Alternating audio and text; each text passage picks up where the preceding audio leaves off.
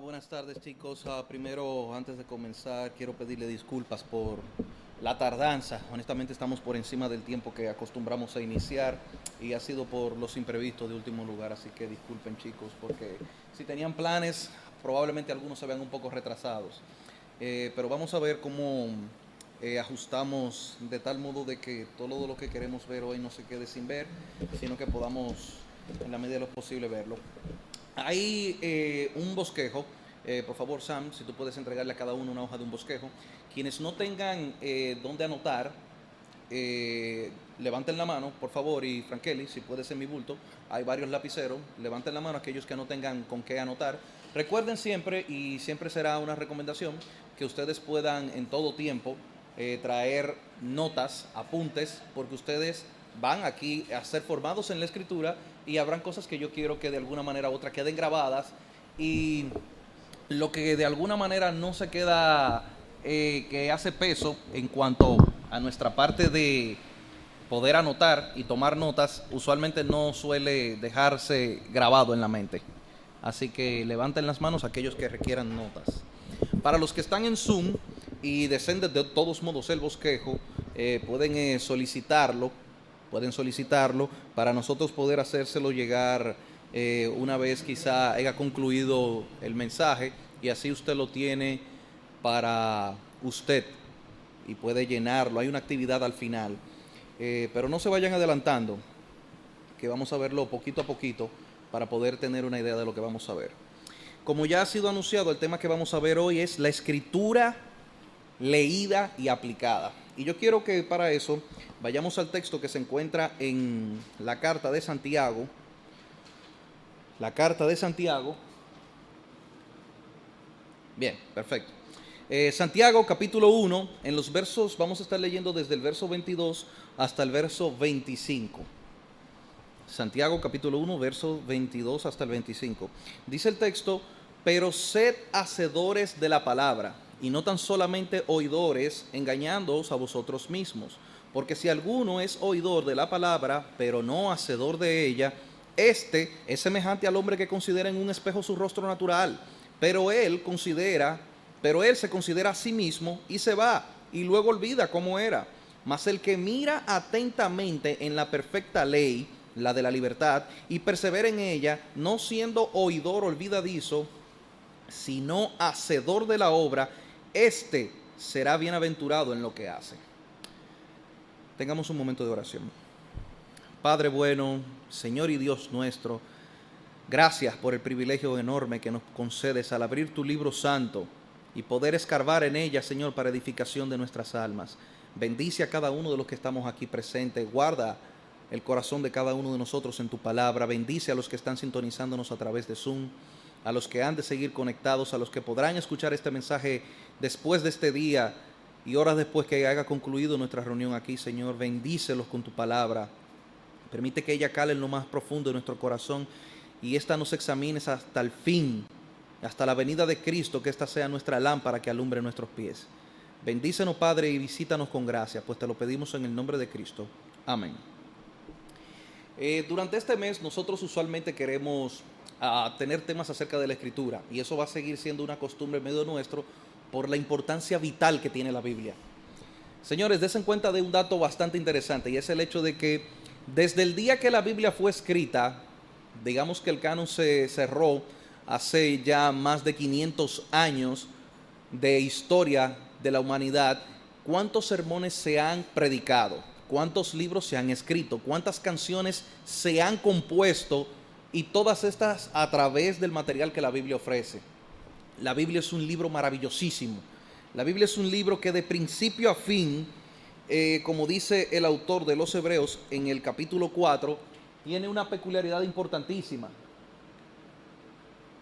Dice el autor de los Hebreos que la palabra de Dios es viva y eficaz. Y hay varias cosas que resultan interesantes. Es difícil poder hablar de algo y utilizar las mismas palabras de ese algo para describirlo. Es como que usted escribe un libro y en ese libro usted se describa a una persona trabajadora, una persona simpática, y para nosotros poder hablar de ti, nosotros tener que decir, como dice ella misma en su libro, pero es que no hay mayores palabras para poder explicar y desarrollar lo que nosotros queremos ver acerca de la Biblia. La Biblia habla de ella, cosas que nosotros por naturaleza no pudiéramos decir acerca de ella. No se nos pudiera ocurrir pensar que la palabra de Dios es viva y eficaz, y se sigue describiendo a sí misma, más cortante que toda espada de dos filos. Y esta penetra hasta partir el alma y el espíritu, las coyunturas y los tuétanos, y discierne los pensamientos y las intenciones del corazón. Y fíjate lo que sigue diciendo en el verso 13. Y no hay cosa creada que no sea manifiesta en su presencia.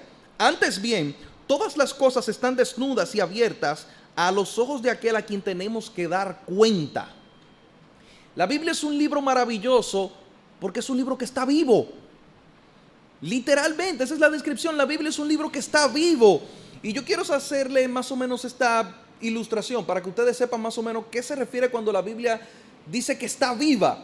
Si una persona los conociera a ustedes en esta etapa de su vida, y digamos que, supongamos un hermano suyo de sangre, que se ha criado con usted, nació cerca de usted, lo ha visto crecer, desarrollarse, y los que son hermanos tendrán esa similitud y tendrán esa clara idea de lo que me refiero. Puede decir, y si le preguntamos, ¿tú conoces a tu hermano o a tu hermana? Y puede decir, sí, yo lo conozco. Pero si esa persona durara 1 año o 2 años o 20 años sin verlo, nosotros diríamos, no, tú no lo conoces. Tú no lo conoces, ¿por qué? Porque esa persona está viva y la vida ha continuado. Nosotros concluimos de que su vida ha continuado. Tú no conoces a esa persona. Si tú no has vuelto a saber más de esa persona, tú no lo conoces. Entonces, cuando la palabra de Dios dice que ella es viva, es que constantemente ella está con vida porque su autor vive. La palabra de Dios es nueva cada mañana. Sus enseñanzas son cada vez más importantes. Siempre tienen una enseñanza nueva y les va a suceder en su vida que ustedes podrán ir hoy a un texto, lo leen, extraen de ello una enseñanza y 20, 15, 30 años después vuelven al mismo texto y encuentran otra enseñanza totalmente diferente. Y esa es la naturaleza del libro de la Escritura. ¿Y por qué la Biblia es así? Por su autor. Es que su autor está vivo. La palabra de Dios es eficaz porque quien la diseñó, porque el espíritu de quien la sostiene y el espíritu de quien la escribe es el Espíritu de Dios. Y Dios habla a través de su palabra. La Biblia, dice un autor, tiene algo bastante peculiar. La Biblia es el único libro en todo el mundo que su autor está presente siempre que lo leen. No importa dónde lo lean, no importa hace cuántos años comenzaron a leerlo, y no importa después de nosotros hasta que Cristo venga, su autor siempre estará presente ahí mientras lo leen. Su autor siempre estará ahí para quien lo leen. La Biblia no es un libro complicado de leer para el corazón de aquellos que creen. Para quienes creen en la Biblia para nada es un libro complicado. Se tornará complicadísimo para personas que se acercan con prejuicios. Si te acercas a leer el libro de la palabra de Dios, encontrarás en un libro que es tosco, que tiene un lenguaje anticuado y comenzarás a encontrar tropiezo. Pero para aquellos que creen, para quienes se acercan de corazón sincero en busca de que Dios abre las puertas de mi corazón y ayúdame a entender tu voluntad, la Biblia es un libro sumamente sencillo. Desde poder enseñárselo a niños pequeños hasta poder a las mentes más brillantes del mundo, poder fascinarlos con cada cosa que escribe. La Biblia, cuanto más se entiende, más convicción da de que sin duda es la palabra de Dios. Cuanto más se estudia, más hambre produce.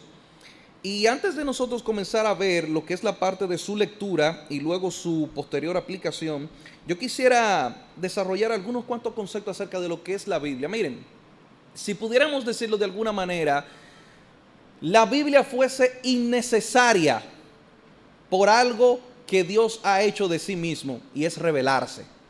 Dios se ha revelado de tal manera al hombre que si no fuese por causa del pecado, la Biblia en un sentido no tuviese razón de ser, no tuviera sentido. Y hay dos formas en las que se puede definir la revelación de Dios: su revelación natural y su revelación especial. La Biblia pertenece a lo que llamamos la revelación especial de Dios, y vamos a ver por qué. Primero, en cuanto a la revelación natural de Dios, la Biblia nos habla ampliamente acerca de qué es la revelación natural de parte de Dios. Dice este autor, William Herschel, un astrónomo, esa cita que está ahí: cuanto más se amplía el campo de la ciencia, más complejas e irrefutables se vuelven las pruebas que apoyan la existencia eterna de una sabiduría creativa y omnipotente. Y yo les puse en sus bosquejos el Salmo 19 y Romanos 1:20. ¿Y qué dice el Salmo 19? Dice el Salmo 19 en sus primeros versículos: los cielos cuentan. Vayan a sus Biblias para que se convenzan. Salmo 19 dice: los cielos cuentan la gloria de Dios y el firmamento anuncia la obra de sus manos. Un día emite otras palabras al otro día. Es increíble. ¿Y qué es lo que está diciendo el salmista aquí? Yo quiero que ustedes puedan comprender la claridad de mente que Dios infundió en su palabra, y es el punto de que nosotros miramos la creación y sin yo leer la Biblia, Dios diseñó toda la creación, el mundo y todo lo que existe en el mundo, de tal modo que cuando yo lo mire, definitivamente cuenta la gloria de Dios.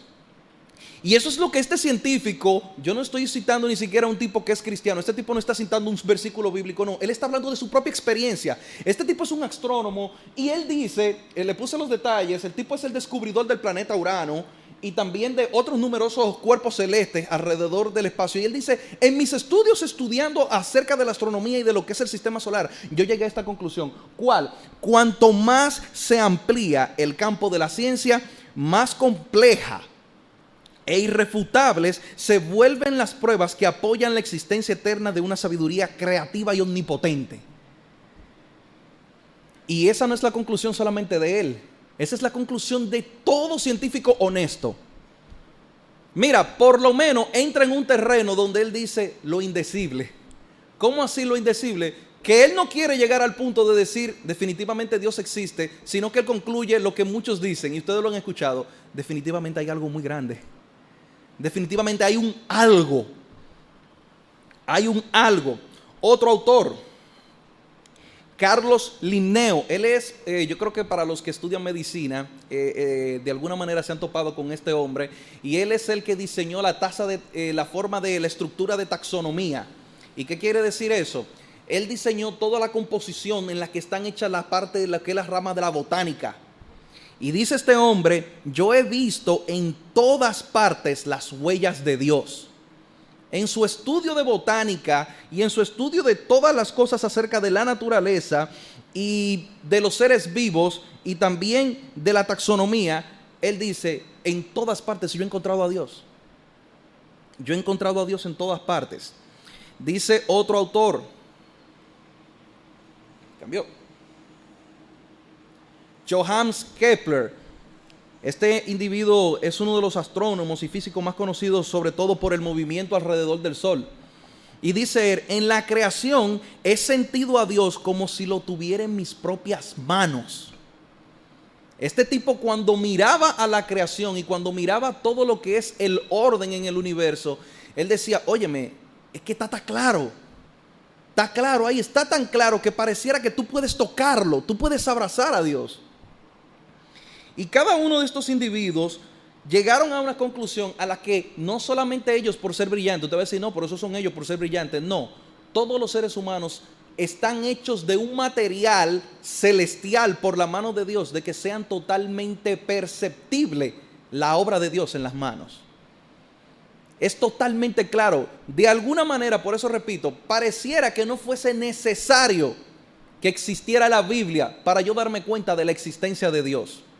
No, es que la creación misma te da testimonio de ello. La creación misma da testimonio de ello.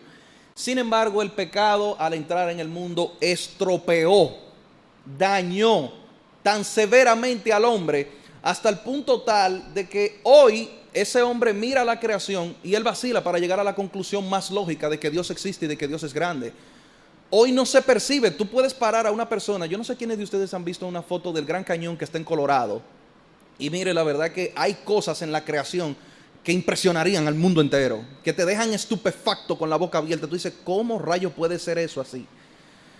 Una de las cosas a veces que yo me fascino al ir al mar o a una playa es pensar la cantidad de agua que está ahí adentro y que esa agua no pasa para este lado. Tú no tienes una forma lógica para decirlo, no es por inclinación, no es por inclinación. Hay lugares donde el nivel del mar está por encima del nivel de la tierra y el mar no pasa.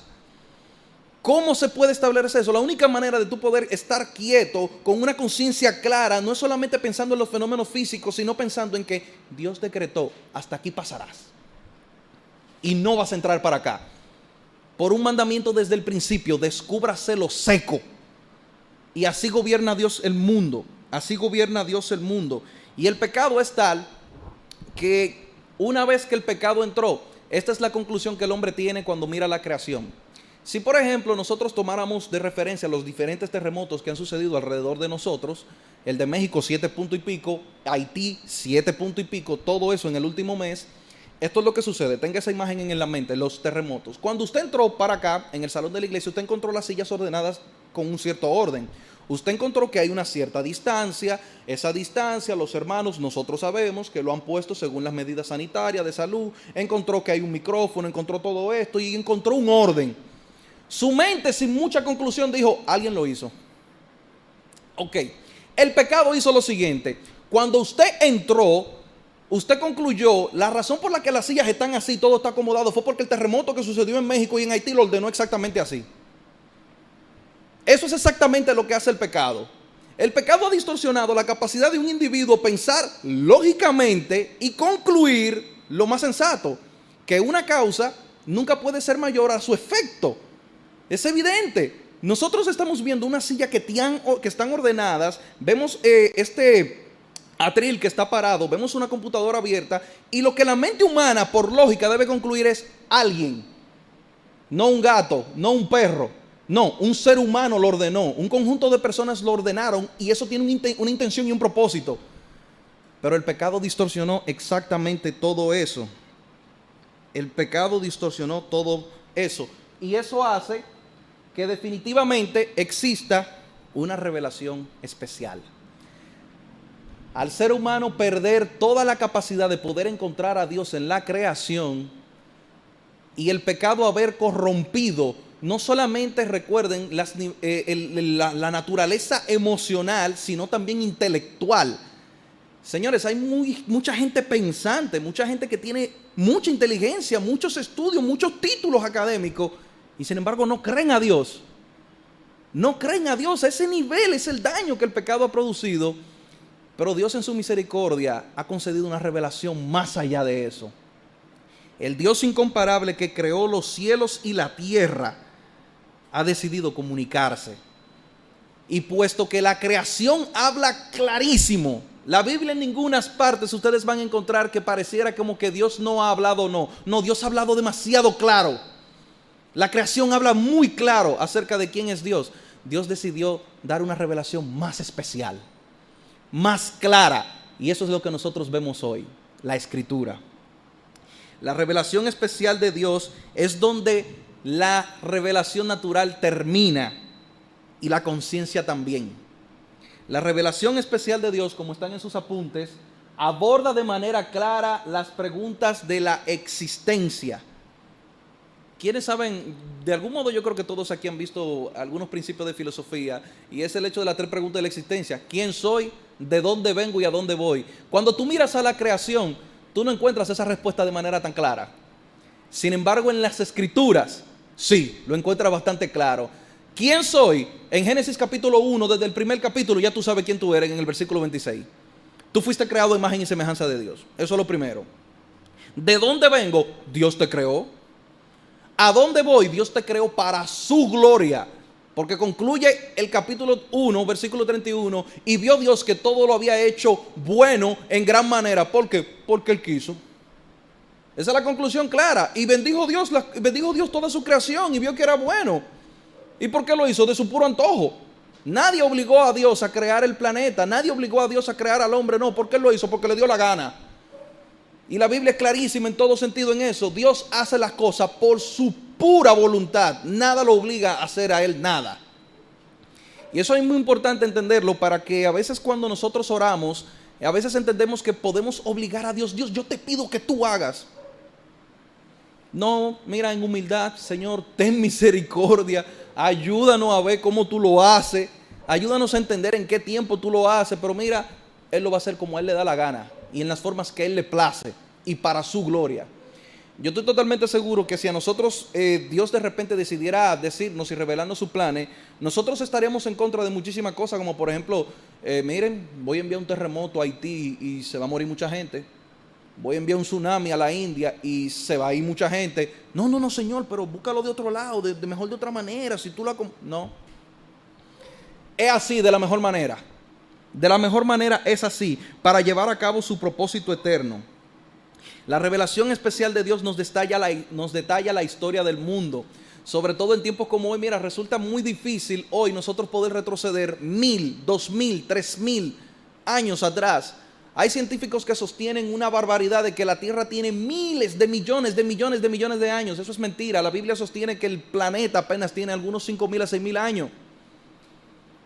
La Biblia nos detalla la historia del mundo, nos señala el problema del pecado, nos habla acerca de Cristo.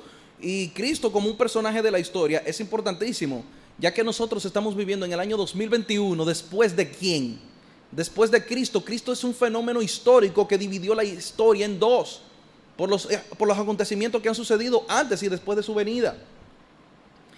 La Biblia, definitivamente, nosotros concordamos, al igual que Pablo, en la primera carta a los Corintios. Con la Biblia nosotros podemos decir ciertamente que nosotros tenemos la mente de Cristo, la mente de Dios mismo. Cuando nosotros abrimos la Biblia, señores, lo que ustedes tienen en sus manos es la mente de Dios.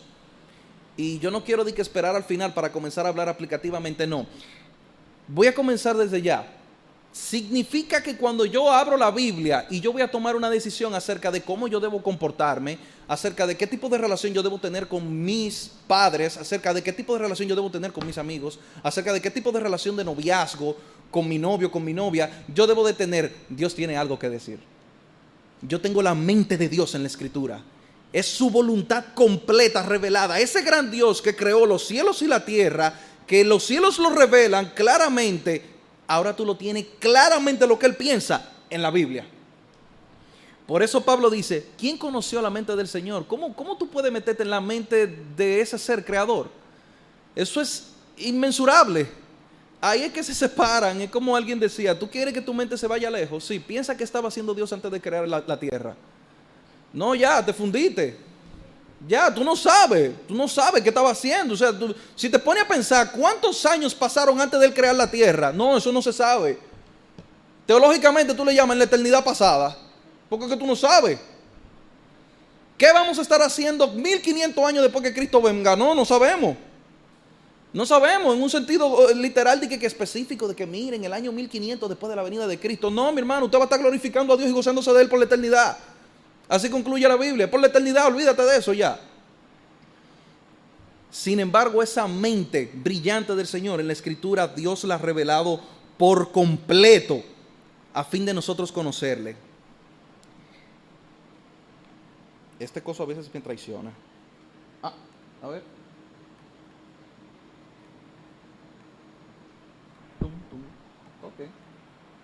Ok.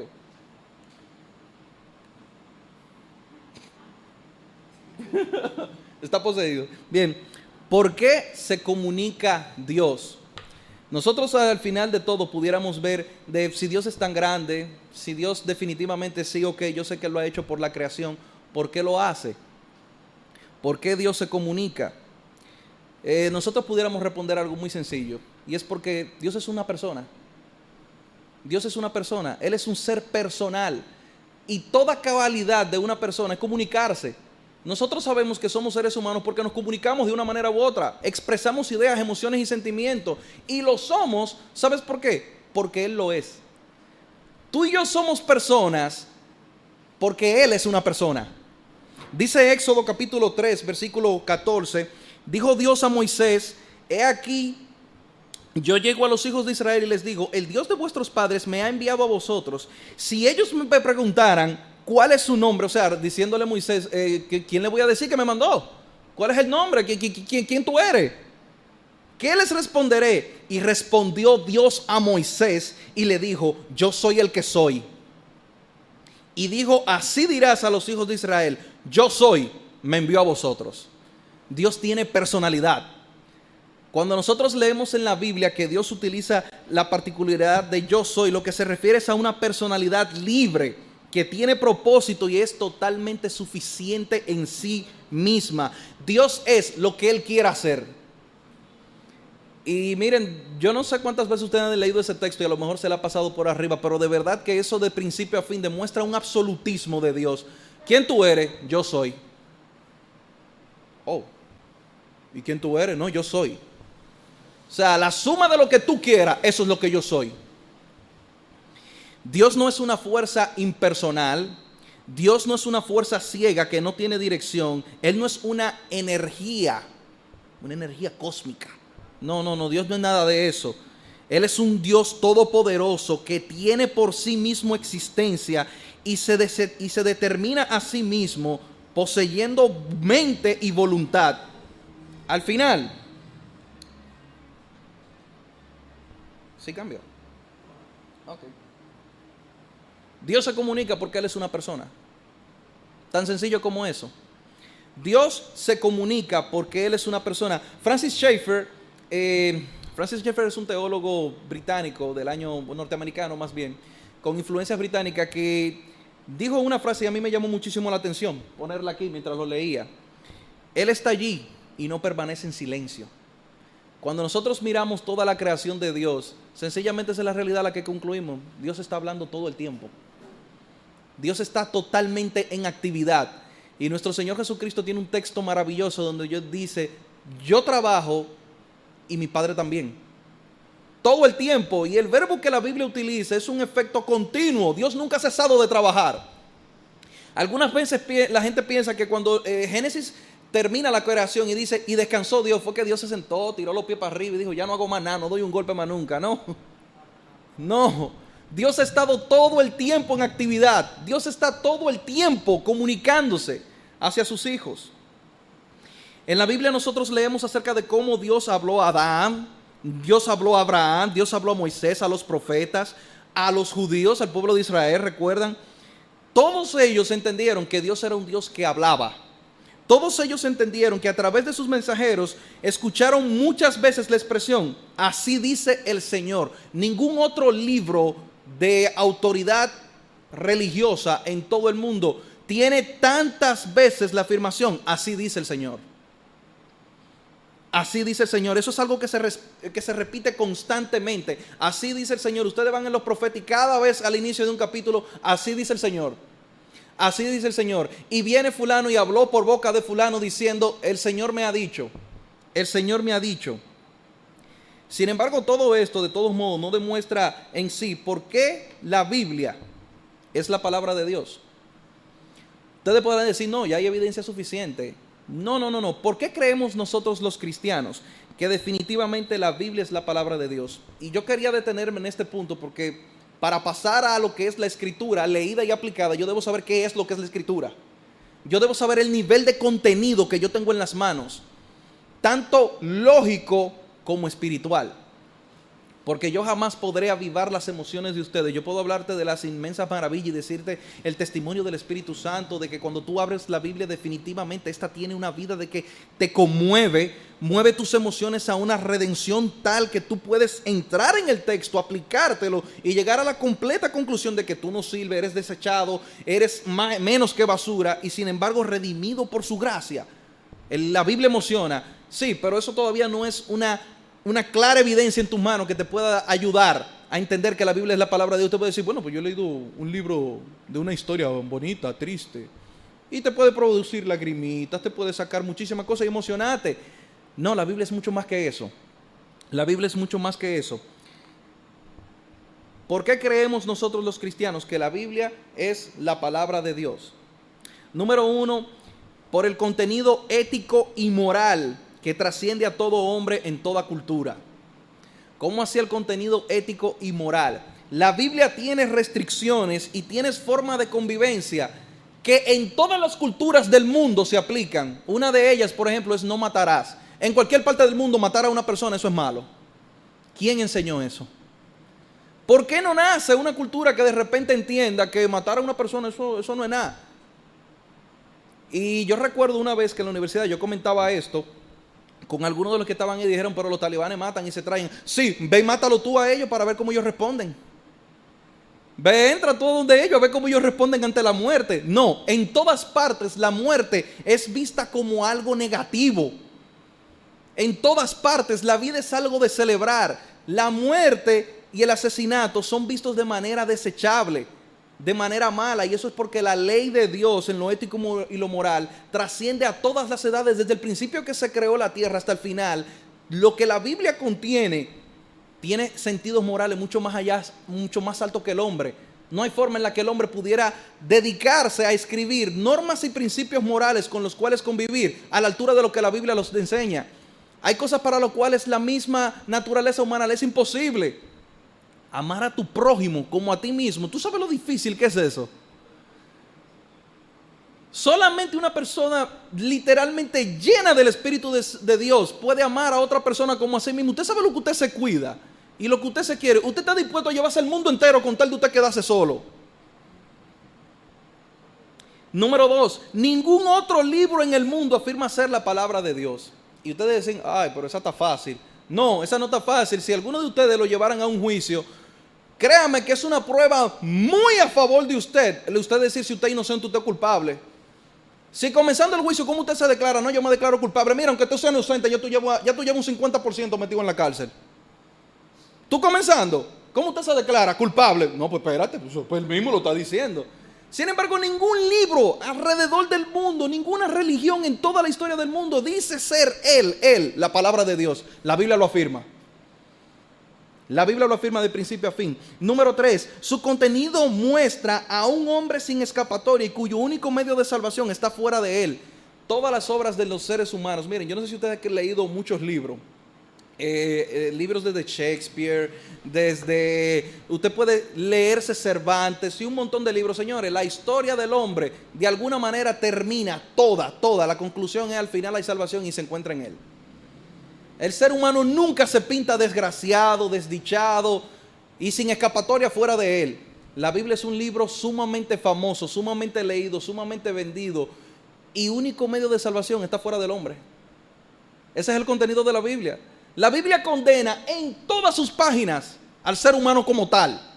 Apartados de Dios no son nada. Ustedes sin Dios no son nada. Ustedes están descarriados, evadidos, totalmente desechados, puesto que la gloria de Dios está tan alta y ustedes tan lejos que quedaron totalmente tan destituidos que no la pueden alcanzar, que no son nada sin Dios en cada una de sus páginas.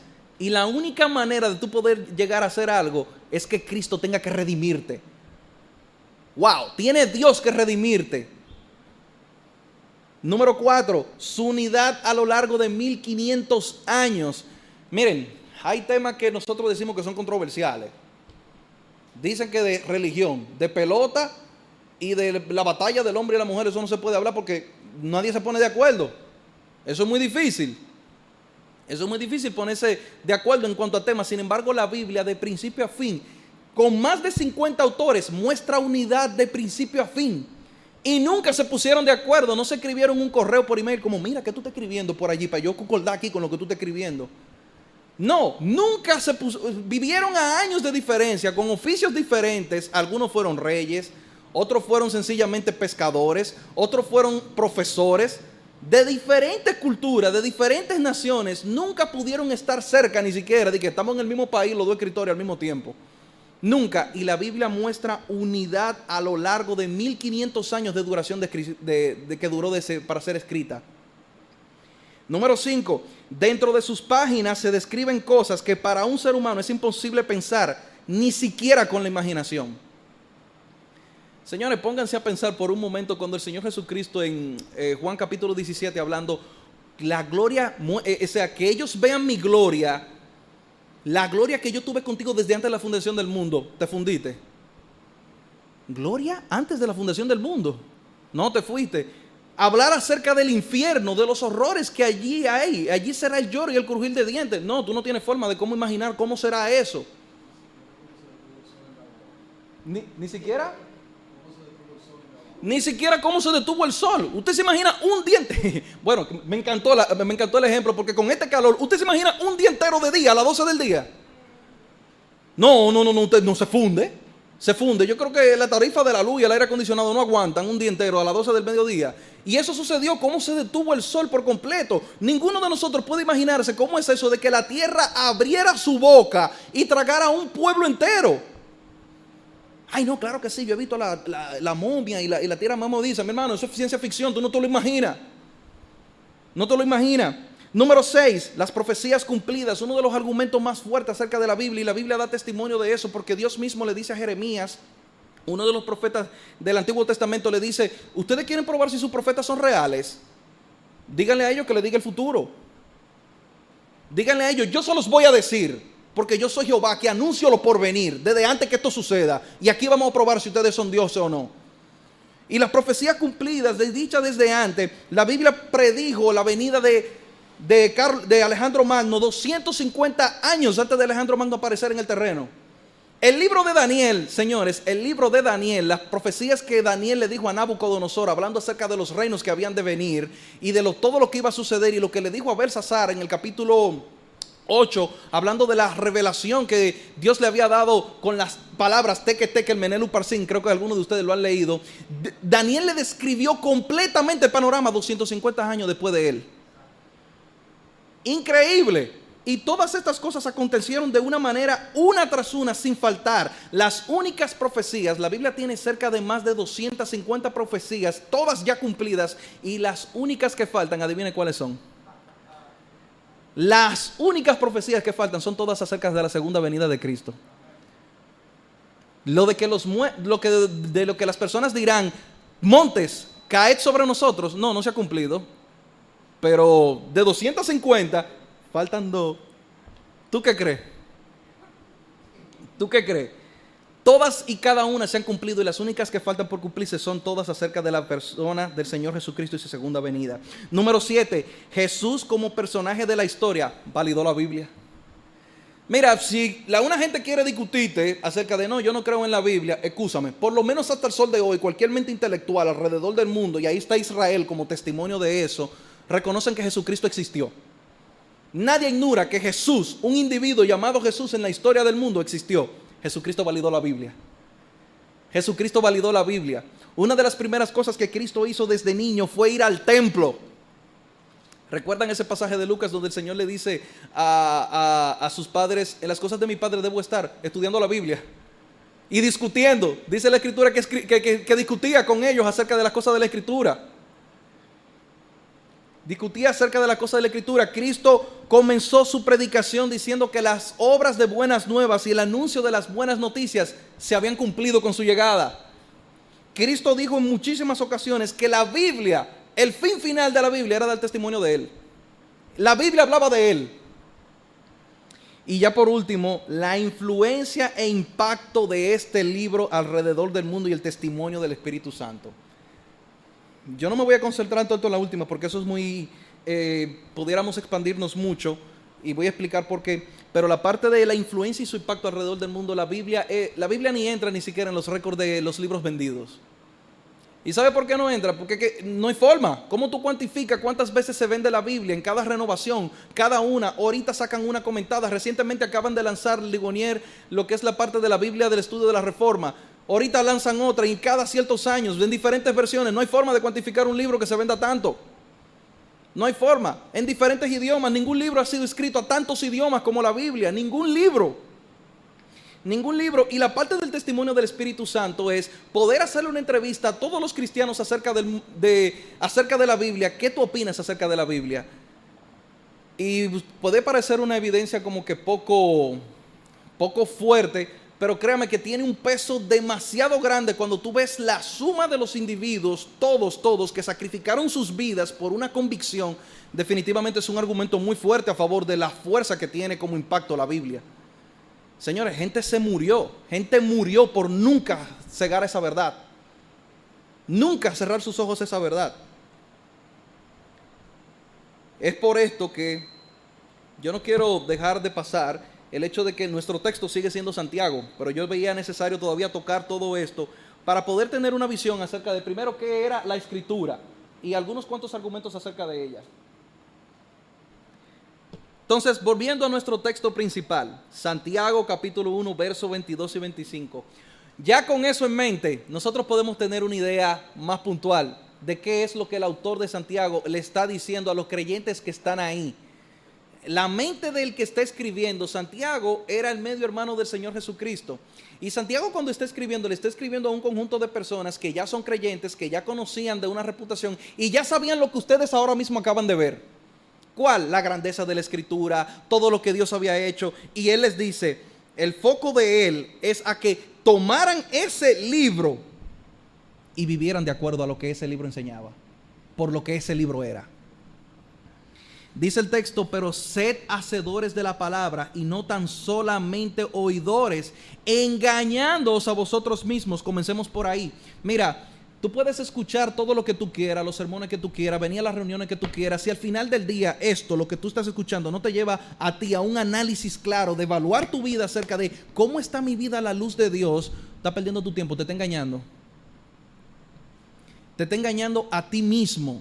Estás perdiendo tu tiempo. El efecto que la palabra de Dios debe producir no es solamente leerla y nada más. No, yo me la sé entera. Qué bueno. Qué bueno. Te voy a decir quiénes también se la saben. Los demonios. Los demonios se saben la Biblia. Es más, yo creo que si algunos llegaran a argumentar con los demonios, te dirían, pero que yo estoy en ella. Yo estoy ahí. Búscate el pasaje de ahí de cuando saca a los endemoniados gadarenos. Yo estaba ahí. ¿De qué que tú me estás hablando a mí? Yo estaba ahí. Tú ves de los que estaban en el carcelado. Yo estoy ahí. ¿A que tú no sales en la Biblia? Sin embargo, ese conocimiento no les salva. Ese conocimiento no les salva. Nosotros vemos en la Escritura que muchas de las personas en aquel día irán delante del Señor, y esto debe causarnos temor y evaluación, que en aquel día personas creyentes se acercarán al trono de Dios y le dirán, Señor, pero nosotros leíamos la Biblia. Señor, nosotros íbamos todos los domingos a la iglesia. ¿Y qué fue? Yo iba todos los días a la reunión del JTD. Nosotros no salíamos, íbamos a campamento, hacíamos esto, hacíamos lo otro. ¿Qué pasó? Y el Señor les dirá, nunca os conocí. Nunca os conocí. Ese es el efecto de las personas que son solamente oidores. Solamente oidores. Algo más, dice Pablo hablando acerca del carácter de los hombres, o sea, de la conducta que las personas, cuando Cristo estuviese pronto a venir, diría que algunos tendrían comezón de oír. O sea que les encantará eso. Eso como de, hay un espíritu en esta generación como de, yo quiero ir a la iglesia para sentirme bien, como aquietarme, como, ay sí, yo necesito ir a la iglesia, como ponerme frío, como escuchar la palabra de Dios. ¿Y qué tú haces? No, yo voy a la iglesia para mantener a un par de gente en la casa, calladito. Yo salgo de lo viejo, ve para la iglesia, sí, déjame yo ir para la iglesia para que la cosa, para no me ataquen mucho. Te está engañando a ti mismo. Te estás engañando a ti mismo. Y déjame decirte una cosa, cada sermón, cada vez que tú has leído la Biblia, cada vez que te has expuesto a la Biblia y no has analizado exponerte a ella con el corazón vivo, de evaluarte y que Dios te cambie, saber lo que Dios te ha hecho, estás tirando una pala de tierra a tu muerte completa. Todos estos sermones, y yo tengo la viva imaginación de que así será, y así será, porque si no el infierno carecería de sentido de castigo. Si en el infierno las personas que estarán allí condenadas no se les repitiera la cantidad de sermones que se tiraron a lo largo de su vida, perdería un poquito de sentido. Yo no sé a cuántos de ustedes le ha pasado, y de seguro que le ha pasado, a mí me ha pasado un montón de veces, bueno, no tanta, de ir a un examen y cuando tú estabas estudiando, tú decías, esto no va a salir. Primer tema, y el de los 20 puntos, ese. El que no iba a salir. Y el remordimiento, lo que más te duele, no es que te encontraste con él, lo que más te duele es que yo tuve la oportunidad. Óyeme, yo pude haber roto tu examen y no lo encontré. Entonces el infierno deberá ser un lugar horrible justamente por eso, porque te van a repasar. Tú te acuerdas el día 1, el día 3, y Dios avistará, recuerda, en el infierno tu cuerpo pasará de ser un estado limitado a un estado ilimitado. Tú vas a vivir por la eternidad en el infierno. De modo que tu cuerpo va a cambiar, entonces también tu mente. Tu mente va a ser expandida, que tú te vas a recordar. Desde el día que tú naciste te lo van a poner en HD, así parte por parte. Ay, yo no me acuerdo cuando yo tenía 3 años. No, tranquilo, en el infierno te va a acordar. Te va a acordar uno por uno. Mira, sermón por sermón de lo que tú veías cuando tú estabas escribiendo en el chat, que es lo que está hablando este tipo. Yo no sé. Te lo van a poner uno por uno. Mira, sermón 1, sermón 2, sermón 3. Para que tenga sentido la lógica de que allí será el lloro y el crujir de dientes. Ver a familiares a quienes tú pudiste predicar en el infierno condenados junto contigo, eso será algo horrible. Y por eso dice él, sed hacedores y no tan solamente oidores, engañándoos. O sea, ¿a quiénes? A otro. Es a ti mismo. Engañando a vosotros mismos. Dice el verso 23, porque si alguno es oidor de la palabra, pero no es hacedor de ella, este es semejante al hombre que se considera en un espejo su rostro natural. Todos ustedes antes de salir, de seguro, de algún modo se vieron en el espejo cuando se peinaron, esto y lo otro, y pusieron atención a un sinnúmero de cosas. Mire, y yo lo he intentado para yo poder refutar ese texto. Yo decía, no, pero aquí que se quiso definir la Biblia, y literalmente es una realidad. Tú te miras ahora mismo al espejo y quitaste, y en un pestañear tú olvidaste todos los detalles que tú viste de tu cara. Tú olvidaste todos los detalles, que es imposible tú recordar punto por punto que tenía, que la cana, que está aquí, que esto, que lo otro, que la forma de la... No, cuando ya tú estás aquí, ya tú no te acuerdas. Ya tú no te acuerdas. Entonces, eso es exactamente lo que Santiago les está diciendo. Mira, eviten que cuando ustedes lean la Biblia, cuando la cerraste, ya ni te acuerdas qué fue lo que leíste.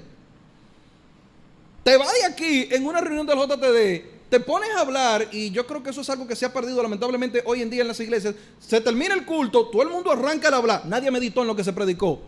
Yo estoy a punto de hacer un programa, una forma de grabación, desde que arranque el JTD podcast, voy a comenzar a hacer una grabación de qué hablaron en el culto. Entrevista a cada uno, hermano, mencióname 3 puntos, el versículo que utilizó el pastor, cuál fue el texto de la escritura. Estoy asombrado de que eso va a causar un estrago. Estoy totalmente seguro, convencido de que eso va a sembrar estragos. ¿De qué hablaron? Mencióname un versículo. ¿Cuál fue el tema? ¿Cuáles fueron los 3 puntos que él desarrolló? ¿Qué tú entiendes del texto? No, en el aire. En el aire, y eso sucede porque la gente está haciendo exactamente eso. La gente está siendo oidora, pero totalmente olvidadiza. Si yo te pregunto rapidito en tu mente, ¿tú te acuerdas cuál fue el último sermón del mes de agosto? ¿Te acuerdas de cuál fue el último sermón en el mes de enero? ¿Te acuerdas de cuál fue el último sermón, los últimos sermones del domingo? ¿Qué te impactaron? Rapidito en tu mente, ¿puedes traerlo rápido a la memoria? A eso es lo que se refiere con oidores olvidadizos. Dice el verso 25, mas el que mira atentamente en la perfecta ley, la de la libertad, y persevera en ella, no siendo un oidor olvidadizo, sino hacedor, este será bienaventurado en lo que hace. ¡Wow! ¡Qué promesa! ¿Qué promesa tiene la Biblia? Recuerden que yo a veces siempre les he mencionado de que la Biblia en ningún momento da un indicativo sin habernos dado antes, da un imperativo sin habernos dado antes un indicativo. ¿Qué es eso? ¿Qué fue lo que yo dije? La Biblia nunca te dice que tú tienes que hacer sin haberte dicho de dónde te va a salir el tú poder hacerlo. Siempre primero, todas las promesas lo dicen ustedes como inicia, ustedes son salvos por gracia. La gracia del Evangelio se ha derramado, puesto que Dios se ha comunicado y que la Escritura ha sido revelada, y que Dios no solamente ustedes tienen una evidencia natural de su revelación en toda la creación, sino que ahora tienen la Biblia. Entonces ustedes pueden guardar lo que se ha dicho. Ustedes pueden conocer a Dios. ¿Por qué? Porque se ha revelado. Ustedes pueden ser individuos que atesoren la palabra de Dios, porque la tienen. Está a su alcance. Pueden crecer espiritualmente y pueden ser mejores creyentes y pueden ser mejores individuos, porque la Biblia está para eso. Porque la Biblia está para eso. El foco de Santiago es a vivir una vida práctica, una vida que tenga una fe viviente, fruto de lo que ya se ha hecho en nosotros. Una fe viva que produce obras que honren a Dios. En un sentido, y quiero ser cuidadoso diciendo esto, en un sentido nosotros no leemos la Biblia para ser salvos. En un sentido. Nosotros leemos la Biblia con gracia, con gozo en nuestros corazones, fruto de que ya hemos sido salvados. Porque tú leas la Biblia de repente, yo me voy a aprender todo lo que los 66 libros, no, eso no te va a salvar. Eso no te va a salvar, léete los 66 libros, te lo puedes aprender de memoria. Gente estudiosa, mira, yo creo que se la han leído. A mí me da vergüenza, pero debe de ser así para muchos creyentes, que personas para contradecir lo que la Biblia dice tienen que habérsela leído mucho. Y probablemente se la ha leído más que creyente. Y sin embargo, no sirve para creer. No te embotelles la Biblia para eso. nosotros la leemos fruto de que creemos que Dios se ha revelado. Eso lo cambia todo. Eso lo cambia todo. Esa palabra leída es la que producirá frutos.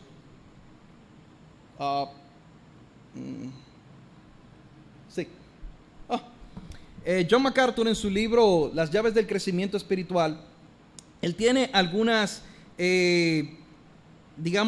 instrucciones que a mí me encantó y quería compartirlas con ustedes. Déjame ver acá caramba, mírala aquí. Hablando acerca del crecimiento, él dice que hay llaves, una llave maestra. Él llama a la escritura llave maestra para lo que es el crecimiento espiritual. Y él está citando básicamente lo que dice en Hebreos, que los creyentes todos son llamados a crecer espiritualmente. Y el crecimiento espiritual consiste en un mayor conocimiento acerca de la gloria de Dios. En nosotros experimentar en esta vida un mayor acercamiento acerca de la persona de Dios. Y él dice y describe la escritura como la llave maestra para poder alcanzar eso. Y él dice, mira, te voy a dar 5 consejos que te pueden ayudar para tú tener una visión más clara. Permítame sugerirle 5 formas específicas de cómo utilizarlo. Número 1, créala. Créala. Son muchas las voces que compiten hoy día con las escrituras, tratando de obtener nuestra lealtad. La ciencia, la psicología, el humanismo, el misticismo, constituyen fuentes de autoridad que rivalizan con la Biblia, pidiendo a gritos nuestra atención. No sigamos en eso a la mayoría. Hay demasiadas personas en la iglesia dispuestas, al parecer, a abandonar la palabra de Dios a cambio de sus puestos atajos para alcanzar la madurez. Pero nuestra respuesta debe ser la de Pedro. Señor, ¿a quién iremos? Mi amigo, crea la Biblia. Segundo, estúdiela. Estudie la Biblia. Cada cristiano debe ponerse como meta ser, al igual que Apolos, poderoso en las escrituras. Hay algo que yo comparto mucho con gente de mis cercanos, y es nosotros hasta para bromear utilizar el lenguaje de la Biblia. Nosotros utilizamos el lenguaje de la Biblia para bromear. Si alguien dice algo, nosotros, mira, de lo suyo habla. O sea, está hablando de lo de él. Para que la Biblia brote por todas partes en nuestros corazones, lo haces así. Estudias la Biblia para que este libro revelador de la persona de Dios penetre en tu corazón, que moldee tu lenguaje, que lo cambie por completo tu lenguaje. Decía Spurgeon, hablando acerca de Juan Bunyan, el escritor del Progreso del Peregrino, es increíble lo que tú lees acerca de él. Es increíble, por donde quiera que tú lo topas, el tipo bota Biblia. O sea, si tú lo punchas, no di que bota sangre, no, el tipo bota biblina. Porque por donde quiera, y tú lees el Progreso del Peregrino y es tal cual. Tú no pasas una hoja a la otra donde de alguna manera te parafrasea o te cita la escritura. Te lleva la Biblia en todo momento. Nosotros debemos ser así. Tercero, dice, hónrela. Los ciudadanos de Éfeso honraban la estatua de Diana porque pensaban que Júpiter la había enviado del cielo y la adoraban. Esta era obscena, horrorosa y fea. Sin embargo, algo verdaderamente hermoso ha bajado a la tierra por Dios, su preciosa palabra. Su preciosa palabra. Señores, es la mente de Dios. Hónrala. No deje que coja polvo. No deje que coja polvo. No. Considera un día perdido, como decía Martín Lutero, el día que tú no leas la Biblia. Número 4, número 5, y ya por último, obedézcala. La obediencia es, en última instancia, la única respuesta apropiada a la palabra de Dios. De nada nos servirá creer, estudiar, honrar y amar la Biblia si no la obedecemos. Los mandamientos de Dios no son opcionales. Y esa es en la parte donde entra la aplicación. Yo debo leer la Biblia, no solamente leerla y nada más en un vacío para atesorar conocimiento, si en mi corazón no tengo la disposición de aplicarla, de saber qué es lo que dice la Biblia, de cómo yo debo de vestir, de cómo yo debo conversar en mis chats, de qué cosas yo debo publicar y cómo eso gobierna mi Instagram, mi Facebook, mi Twitter, mi WhatsApp, mis estados. La Biblia es la mente de Dios para todo eso. Y yo debo de saberlo. Y como yo debo de saberlo, yo debo aplicarme en el conocimiento de entender qué es lo que dice. Eso demanda esfuerzo. La Biblia te va a secar. Sí, te va a secar, pero no hay otro modo. Alguien ha dicho, y no recuerdo ahora mismo qué es, la Biblia no le entrega sus tesoros a gente vaga. No, usted se tiene que fajar a darle caco a qué dice la Biblia, preguntarle a las personas. Por eso estoy convencido de que Dios une a los creyentes y no los deja solo, no, los une a una iglesia para que si tú no tienes a quien preguntarle, le pregunte a gente que sabe de la Biblia. Le pregunte a los hermanos, ¿hasta qué? Hasta que hayas alcanzado el crecimiento de la madurez en Cristo. Pregúntale a otro. Mira, yo no entiendo ese texto y por eso el JTD ha puesto, ¿verdad? Tú no entiendes un texto de tus devocionales. Y de hecho, a mí me encanta. O somos todos eruditos en el JTD porque no llegan muchas preguntas en torno a los textos que leen, o definitivamente el efecto es el segundo. ¿Cuál? No la están leyendo. No la están leyendo. O tú estás entendiendo todo lo que tú lees o tú no la estás leyendo. O es una mezcla de las dos. Pregúntalo, porque es la palabra de Dios. Y Dios la inspiró, como ustedes no se imaginan, la inspiró textual. Cada coma, cada punto, cada texto, la inspiró en todo su sentido. Fue Dios que habló. Fue Dios que habló, no fuimos tú y yo. Entonces, bueno, a veces tú le das una idea. Dame ver, no está. A veces mi esposa Ana me da una idea y me dice algo y yo depuro de entre lo que me dijo y pam, yo sé esto, ella me dijo que fuera hiciera esto. Yo no le presté atención a todo lo que me dijo. Dije que todo, dije pum, dije con coma. No, yo sé que ella quiere que yo vaya al supermercado y le compre y le traiga eso. Ya, mi mente lo simplificó. No sucede así con Dios. No sucede así con Dios. Mi gente, créanme que una coma en la Biblia, un punto de separación, todo tiene un argumento. Todo en su completo. Para yo entender lo que Santiago está diciendo, tú tienes que entender lo que él está diciendo más para arriba para que tú entiendas. Por eso hay que entenderlo en su contexto. Porque si no, tú estarías... La Biblia contiene hasta las palabras del diablo. Hasta el diablo. Entonces, si yo te digo, dice la Biblia que te tire de aquí de la segunda, porque escrito está que a sus ángeles mandará, entonces todito no deberíamos tirar de la segunda. Sin embargo, eso lo dice la Biblia. La Biblia dice que si tú te tiras de un edificio, Dios mandará a sus ángeles. Pero nosotros no entendemos eso y no andamos tirándonos de los edificios. ¿Por qué? Porque la Biblia tiene un contexto. Porque Dios la hizo así. Requiere diligencia entender ese contexto. Requiere diligencia entender ese contexto. ¿Estás conmigo, Anita? De la Biblia, Cristo es el centro de toda la Escritura. Increíblemente, estas fueron una de las enseñanzas que a veces son más complicadas de entender. ¿Cómo es que Cristo es el centro de la Biblia si difícilmente uno puede encontrar el nombre Cristo o Jesús desde Génesis, Éxodo? Tú no encuentras el nombre de Jesús como tal, Jesucristo, en el Antiguo Testamento. ¿Cómo es que Jesús es el centro de la Biblia? Primero, el mismo Señor lo dice. Las Escrituras son las que dan testimonio de mí. O sea, el fin de la Escritura es llevarte a Cristo. Es mostrártelo en gloria y esplendor.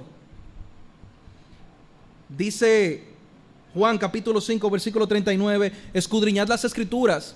Cristo hablando con los judíos de aquel tiempo, escudriñad las Escrituras, porque a vosotros os parece que en ellas tenéis la vida eterna. O sea, los judíos entendían que el conocimiento de las Escrituras los iba a llevar a tener la vida eterna. ¿Y saben qué? Nosotros debemos creer lo mismo. Nosotros debemos creer exactamente lo mismo. El conocimiento de la palabra de Dios nos dará vida eterna, pero porque Cristo es el dador de esa vida eterna. El fin último de poder entender la Biblia es entender toda la Escritura. Ahí, en palabras del Señor Jesucristo, resumiendo lo que hemos visto en Mateo capítulo 7, del verso 24 al 27, vayan allí. Creo que es el próximo slide. Ana, a ver. Oh, ya, volviste. En Mateo capítulo 7, verso 24, el Señor Jesucristo resume básicamente todo lo que hemos dicho. Dice el Señor hablando con sus discípulos: al que hace mis palabras, yo lo compararé a un hombre prudente que edificó su casa sobre la roca, y vinieron ríos, soplaron vientos y golpearon contra aquella casa, y no cayó, porque estaba fundada sobre una roca. Pero cualquiera que me oye estas palabras, ¿y qué pasa? Hay una diferencia. No lea rápido. Fíjese que hay una diferencia entre lo último. La primera parte dice, aquel que la oye y hace. Y hace. Ahora déjame ponértelo de otra manera. El que la lee y la aplica. Cristo lo compara como en alguien prudente. Tú eres alguien prudente. Tú eres alguien como el que ha creado una casa y lo ha puesto sobre la roca. Y por más cosas que vengan del mundo, filosofías del mundo, tribulaciones del mundo, pandemia del mundo, que sacudirán las emociones de tu corazón, que te pondrán a vacilar, a dudar acerca de quién es Dios. Gente ha visto muertos a muchos familiares y eso ha sacudido su mundo. Gente ha perdido sus negocios. Gente no volverán a ser ni en años luz lo que eran en el 2019. Gente ha perdido muchas cosas y por no estar fundados en la palabra de Cristo han visto caer su castillo de arena.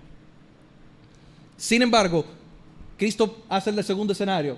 Aquel que oye mis palabras y no las hace, los que leen la Biblia y no la aplican, los compararé a un hombre insensato que edificó su casa sobre la arena, descendió lluvia, vinieron ríos, soplaron vientos y dieron con ímpetu contra aquella casa y cayó. Y su ruina fue grande. Y su ruina fue grande. En Juan capítulo 20, versículo 31, nosotros encontramos el principio final de toda la escritura. De manera puntual, Juan escribió esto para lo que había sido escrito en el Evangelio de Juan, pero es aplicable para toda la Biblia porque esa es la realidad. Estas cosas han sido escritas. Todo lo que la Biblia ha dicho y dice ha sido escrita para que tú creas que Cristo es el Hijo de Dios y que creyendo en Él tengan vida eterna en tu nombre. Tú no crees en Cristo, lee la Biblia para que creas en Cristo. Lee la Biblia, no crees en Cristo porque no has leído la Biblia y lo necesitas para que tengas vida eterna en su nombre. Juan capítulo 4, versículo 14. Ahí está. No se turbe vuestro corazón. ¿Creéis en Dios? Creed también en mí. Yo soy el que doy testimonio de mí mismo y el Padre que me envió da testimonio de mí. Y ya por último ese texto que nosotros hemos considerado. Nosotros todos tenemos un llamado. Tú tienes un tesoro cual tú no te imaginas, cual no nos va a bastar todos los septiembres del año 2022, 2023, 2024 para seguir hablando del tesoro inmensurable que tenemos en la Biblia. Tú tienes un libro que aún hoy te dice lo que tú tienes que ser. Le dirá a tus hijos lo que deben de ser. Y hasta que Cristo vuelva, ese libro está vivo y seguirá vivo. Mira, muchas cosas en la Biblia aparecen acerca de cosas que tendrán duración, acerca de cosas que no tendrán duración, pero solamente de la Biblia se dice una cosa: el cielo y la tierra pasarán, pero mis palabras nunca pasarán. El que escucha la palabra de Dios, no solamente él atesora bienaventuranza, sino que incluso los efectos de gracia que produce son de beneficio para quienes vengan detrás de él. Chicos, lean la Biblia, pero sobre todas las cosas, lo que lean, aplíquenlo. Vamos a orar. Soberano Dios y Padre, gracias por tu misericordia inmensurable al darnos tu libro precioso. Ayúdanos a honrarla, a amarla, a verla como realmente es, Señor, tu palabra revelada y aplicada a nuestras vidas. Bendícenos, Señor, dándonos jóvenes cada día más temerosos de tu palabra, amantes de tu palabra y estudiosos de ella, para poder andar como conviene en nuestras vidas. Bendícenos, pues te lo pedimos en el nombre de Cristo. Amén.